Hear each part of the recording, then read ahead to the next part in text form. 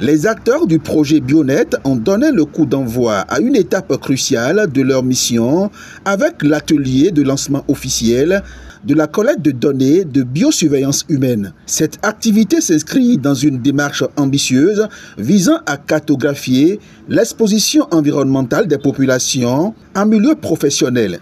À partir de maintenant, on va collecter les données à partir de questionnaires standardisés pour la surveillance de façon générale et aussi un questionnaire pour les deux doctorants qui travaillent l'un au port et l'autre avec les maraîchers. Et enfin, quand on va analyser nos données, nous allons partager ces résultats avec nos autorités sanitaires. Donc, si vous participez à cette étude, vous devez savoir donc, que cette étude a été menée avec l'approbation du Comité national d'éthique. La participation donc, est volontaire.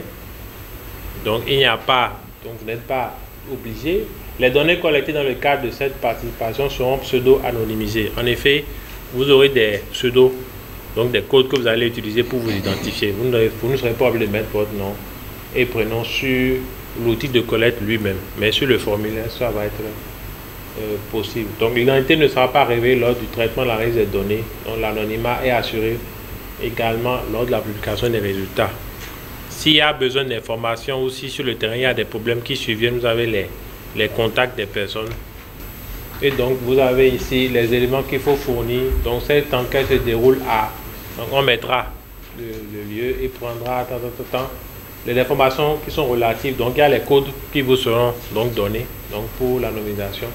Puis vous allez mettre votre nom complet, l'institution d'affiliation, donc le centre dans lequel vous êtes. Cet atelier marque une avancée majeure dans le projet Bionet qui ambitionne de transformer la manière dont est appréhender les risques environnementaux au travail tout en apportant des réponses pratiques pour réduire cette exposition et préserver la santé des travailleurs.